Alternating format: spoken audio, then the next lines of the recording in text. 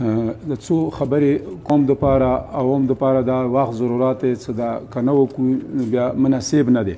لکه څنګه تاسو ته معلومه دی چې څه وختونه ډېرو کالونه د مقدس زیارتونه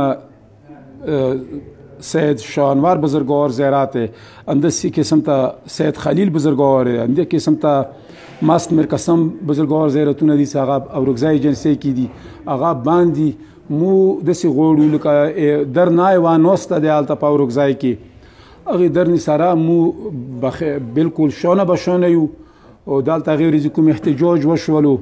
هغې کې هم مو خپله نمایندګي وکړه هغې سره مور سره و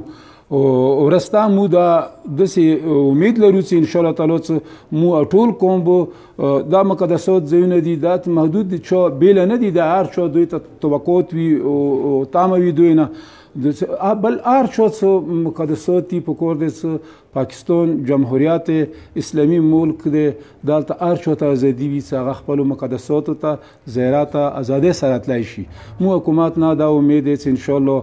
د کوم تیرو کې کوم زیارتونه دي دوی باندې کومې هغه دي مسالې ونې جوړېږي یا مسالې جوړې دي چې دلته دا ماتې یا لیاره نشته یا لیار باندې کالو کالونه هغې کې مرمات کوم کارونه دي او زایرین رسي وریانه لوړ شي لکه کورمې نه څي پنجاب نه څي چېرته څي یا زیارت ته لوړ شي هلته بیا چوک نه پرېږدي یعنې دا مناسب نه دی. پکار دا دی چې مو پاکستان کې ورورولۍ سره وخت تېروو، مو پاکستان کې امن سره وخت تېروو، هر چا سره هر څوک پاکستان کې حق لري. مو امید دی چې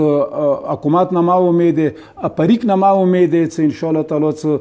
ازادۍ سره پکار دی مو ته اجازات میلو شي د میا بزرگوار زیارت ماست مرکسم بزرگوار زیارت شاه خلیل بزرگوار زیارت چې هغه څه ازادۍ سره زایرین سي مو به ټول قوم طرف نه شکریا ادا کوو د حکومت به شکریا ادا کوو که دا کار دوی وکړو که بیا نه کېدو نو بیا مطلب دی چې شانه به شانه دغو خلکو سره ورسره یو هر محاذ کې هر درنې کې هر جلوس کې مو شانه به شانه خبره مو ټولو یو دی یک یو اتفاق اتحاد مو ټولو نه امید دی چې اتفاق اتحاد سره به انشاءالله زندگی تیرو و آخر دعوانا الحمد لله رب العالمین.